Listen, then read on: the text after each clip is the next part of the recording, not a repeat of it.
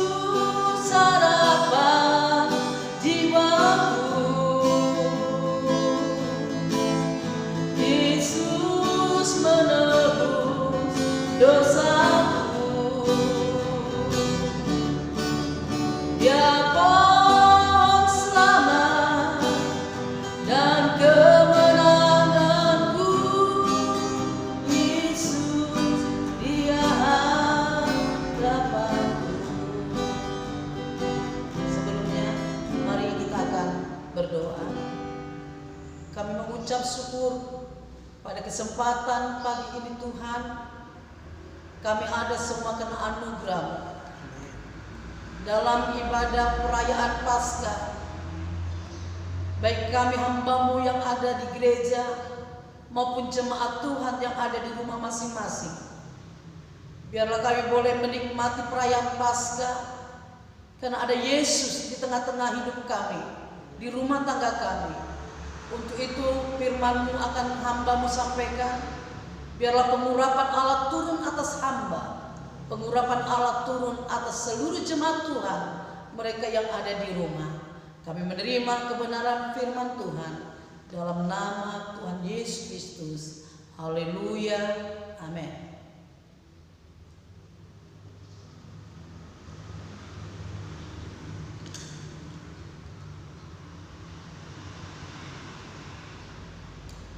Puji Tuhan, di Minggu Paskah ini saya akan sampaikan firman Tuhan yang terdapat di dalam 1 Petrus pasal 1 ayat 3 sampai dengan ayat yang keempat. 1 Petrus pasal 1 ayat 3 sampai dengan ayat yang keempat. Firman Tuhan berbunyi demikian. Terpujilah Allah dan Bapa Tuhan kita Yesus Kristus, yang karena rahmat-Nya yang besar telah melahirkan kita kembali oleh kebangkitan Yesus Kristus dari antara orang mati kepada suatu hidup yang penuh pengharapan, untuk menerima suatu bagian yang tidak dapat binasa, yang tidak dapat cemar, dan yang tidak dapat layu, yang tersimpan di surga bagi kami. Amin. Pada saat ini firman Tuhan dengan satu tema, kebangkitan Kristus membawa pengharapan. Kebangkitan Kristus membawa pengharapan. Di atas tadi saya sudah mengatakan bahwa hari ini adalah hari yang sangat istimewa hebat di mana seluruh umat Tuhan merayakan Paskah. Kenapa disebut Paskah? Kata Paskah itu berasal dari bahasa Ibrani yang berarti melewati atau menyelamatkan. Bagaimana pada saat peristiwa itu dikatakan bahwa Allah melewati atau melewatkan atau menyelamatkan anak-anak sulung Israel, sedangkan anak-anak sulung orang Mesir dibinasakan. Inilah peristiwa Paskah yang pertama kali. Berbicara tentang peristiwa Paskah, urutannya tidak bisa dipisahkan dari tiga hal ini. Yang pertama adalah tentang bagaimana Tuhan disalib di atas kayu salib. Yang kedua berbicara tentang bahwa Tuhan setelah dia disalib, dia mati dan dia dikuburkan. Dan kemudian yang ketiga berbicara tentang Tuhan yang disalib dan Tuhan yang mati dan Tuhan yang dikuburkan. Tuhan juga hidup dan dia bangkit dari maut. Dia bangkit dari kematian. Perayaan Paskah yang kita lakukan tiap-tiap tahun itu bukanlah sekedar rutinitas di gereja-gereja di mana saja. Perayaan ini justru memiliki arti yang sangat penting.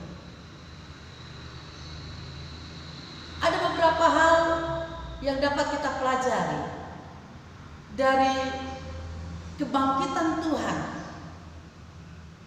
Yang pertama adalah bahwa kebangkitan Tuhan membuktikan bahwa Ia adalah Allah yang berkuasa atas maut. Di dalam Injil Matius pasal 28, Injil Matius pasal 28 ayat pertama dan kedua, setelah hari Sabat lewat menjelang menyingsingnya fajar pada hari pertama minggu itu, pergilah Maria Magdalena dan Maria yang lain menengok kubur itu.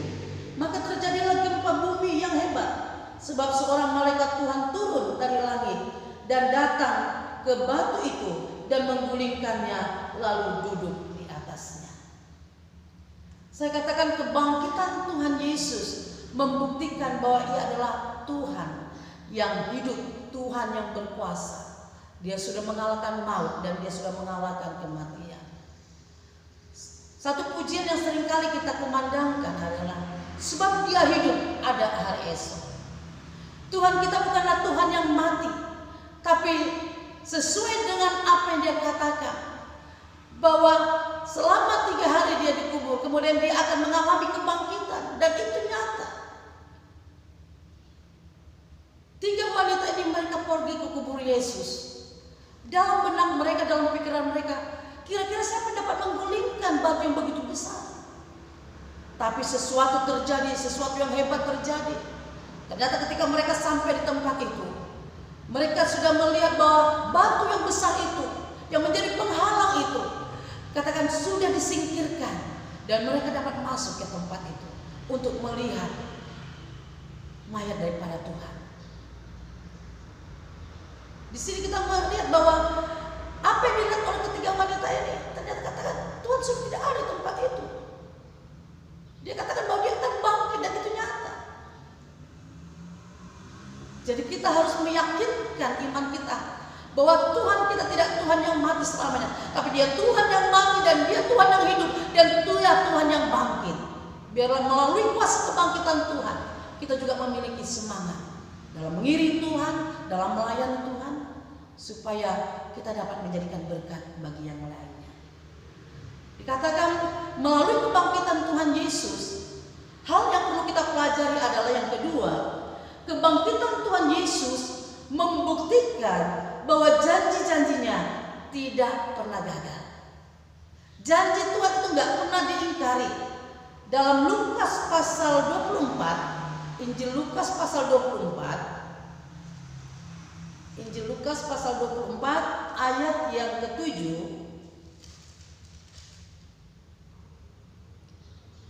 Yaitu bahwa anak manusia harus diserahkan ke tangan orang-orang berdosa dan disalibkan dan akan bangkit pada hari yang ketiga.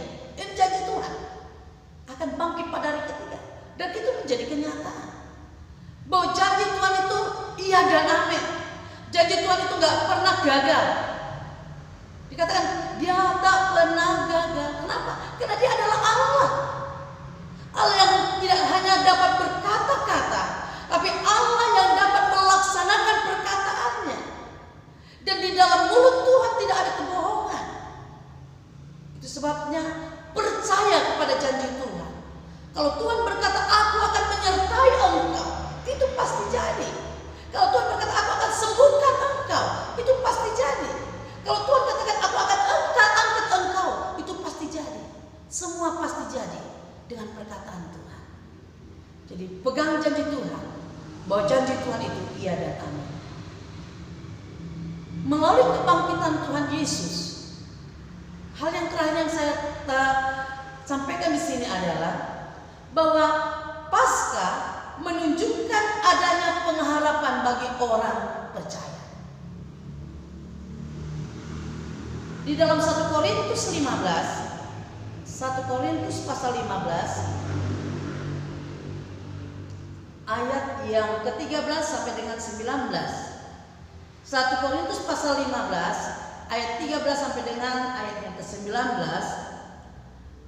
Kalau tidak ada kebangkitan orang mati, maka Kristus juga tidak dibangkitkan. Tetapi andai kata Kristus tidak dibangkitkan, maka sia-sialah pemberitaan kami dan sia-sialah juga kepercayaan kamu.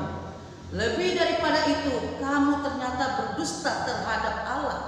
Karena tentang Dia kami katakan bahwa Ia telah membangkitkan Kristus, padahal Ia tidak membangkitkannya. Kalau andai kata benar bahwa orang mati tidak dibangkitkan, sebab jika benar orang mati tidak dibangkitkan, maka Kristus juga tidak dibangkitkan.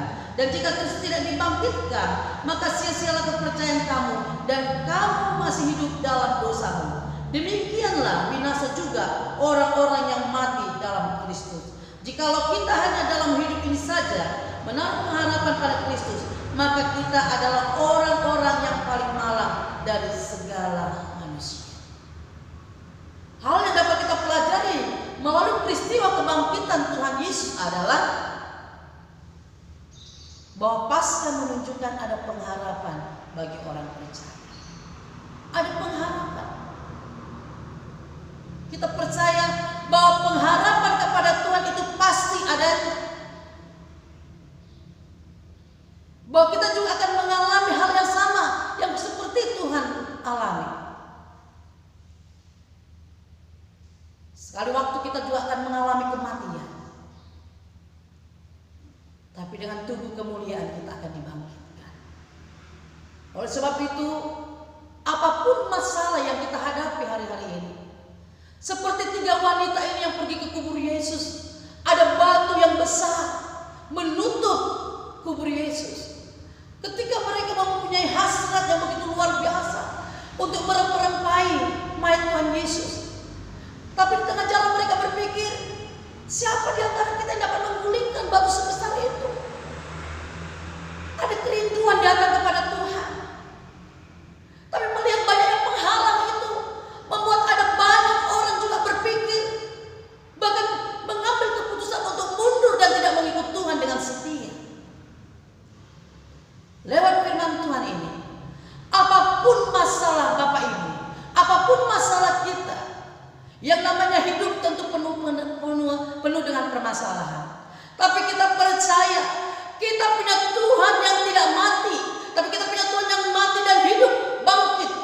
Bahkan Dia dapat memberikan kepada kita kemampuan, kekuatan untuk kita dapat menjalani kehidupan kita sehari-hari yang penuh dengan tantangan. Sebab Dia hidup, ada hari esok. Tetap optimis. Seberapa besar tantangan kita hadapi di bulan-bulan Maret, bahkan bulan-bulan selanjutnya di tahun 2020 ini, kita percaya bahwa ada hari esok Tuhan sediakan bagi kita. Ada masa depan Tuhan sediakan bagi kita. Karena Tuhan yang berjanji, yang tidak pernah ingkar janji. Dia Tuhan yang setia. Kita mau serahkan pribadi kita, keluarga kita, gereja yang Tuhan percayakan, supaya setiap kita boleh bertumbuh dalam pengenalan kepada Tuhan. Dan kita seharusnya mengucap syukur dengan peristiwa kebangkitan daripada Tuhan ini. Kita dapat menyampaikan kepada orang lain bahwa aku punya Yesus yang hidup, dan dengan kuasanya itu Dia akan menolong kita. Kita percaya kuasa kebangkitan Tuhan memberikan kepada kita kemenangan. Kuasa kebangkitan Tuhan memberikan kepada kita pengharapan, bahkan kepada orang-orang yang tidak punya pengharapan sekalipun. Kalau dia mau datang kepada Tuhan, pengharapannya akan luar biasa. Karena Tuhan yang berjanji, Dia sanggup melakukannya. Rasul Paulus menekankan pentingnya peristiwa kebangkitan Tuhan Yesus dalam iman kekristenan. Orang percaya kepada Tuhan bertumpu kepada iman dan pengharapan. Kiranya melalui peristiwa Paskah, iman dan pengharapan kita semakin teguh. Ingat bahwa kebangkitan Tuhan telah mengalahkan maut. Kebangkitan Tuhan membawa kepada kebebasan. Kebangkitan Tuhan membawa kepada kemenangan. Kiranya Tuhan menolong kepada kita semuanya. Tuhan kita hidup, sebab Dia hidup, ada hari esok. Selamat Paskah. Sebab Dia hidup, ada hari esok. Sebab Dia hidup, sebab Dia hidup, ku tak gentar, ku tak gentar, karena ku tahu, karena ku tahu Dia bagai hari esok. Amin. Tuhan hidup, jadi berarti sebab Dia hidup, sebab Dia hidup, sebab Dia hidup. Ada hari esok, sebab Dia hidup, ku tak gentar, ku tak gentar, karena ku tahu, karena ku tahu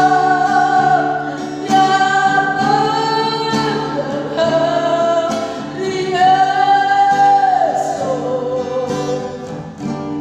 Hidup jadi berarti sebab Dia hidup. Hidup jadi berarti sebab Yesus hidup.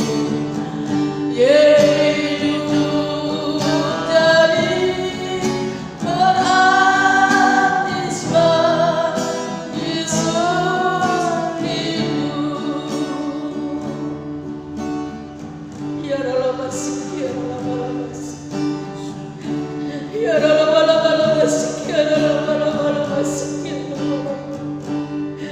ya dalam masih, ya dalam masih, ya dalam masih. Terpuji-pujilah nama-Mu Tuhan, terpuji-pujilah nama-Mu. Engkau Allah kami yang hidup, Engkau Allah kami yang berkuasa.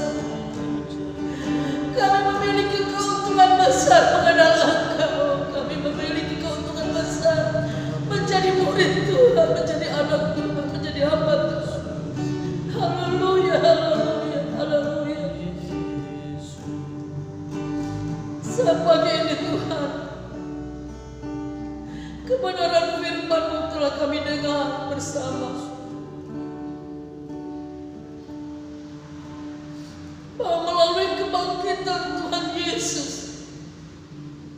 membawa pengharapan bagi kami umat Tuhan, bahwa Engkau Tuhan yang tidak mati dan selesai di situ, tapi Engkau Tuhan yang hidup dan bangkit. Engkau telah mengalahkan maut, Engkau telah mengalahkan dosa, Engkau telah mengalahkan kutuk. Bahkan setiap perkataanmu ya dan amin, bahwa janjimu itu menghidupkan kami, janjimu itu menghiburkan kami, janjimu itu menguatkan kami. Ya Allah,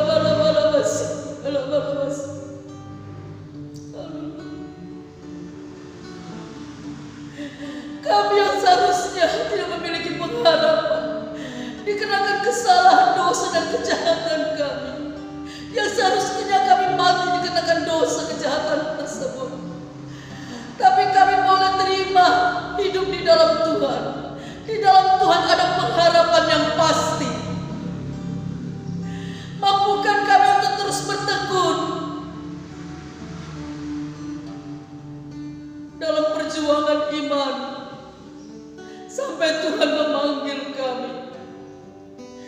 Dalam menghadapi kehidupan yang ada banyak tantangan, sakit, penyakit, kekurangan, kegagalan, ada banyak hal yang dialami oleh kami umat Tuhan yang ada.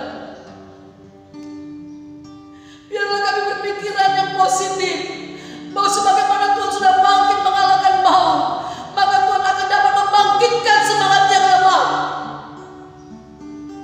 Gairah yang sudah mulai berkurang untuk setia beribadah dan melayani Tuhan, bangkitkan semangat kami, supaya kami dapat Tuhan bekerja, supaya kami dapat memberikan buah yang menyenangkan hati Tuhan selagi masih ada kesempatan.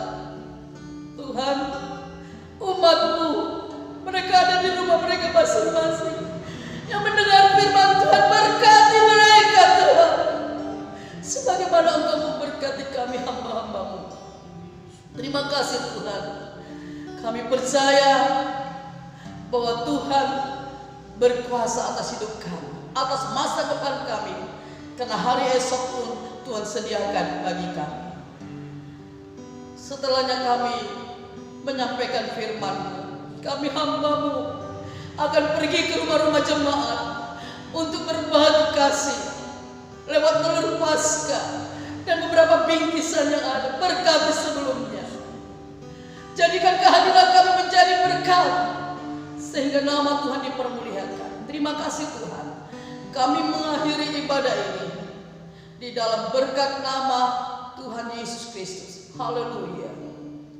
Mari kita naikkan doa Bapa kami. Bapa kami yang di surga, dikuduskanlah nama-Mu, datanglah kerajaan-Mu, jadilah kehendak-Mu di bumi seperti di surga. Berikan pada kami pada hari ini makanan kami yang secukupnya, dan ampunilah kami akan kesalahan kami, seperti kami juga mengampuni orang yang bersalah kepada kami. Dan jangan membawa kami ke dalam pencobaan, tapi lepaskanlah kami daripada yang jahat, karena Engkau yang punya kerajaan, kuasa dan kemuliaan sampai selama-lamanya. Kiranya terimalah berkat dan sejahtera daripada Allah Bapa, cinta kasih serta pengorbanan Tuhan kita Yesus Kristus, serta bimbingan kuat kuasa Roh Kudus menyertai kita dari sekarang sampai selama-lamanya. Percaya berkati, katakan amin. Selamat Paskah, Tuhan memberkati.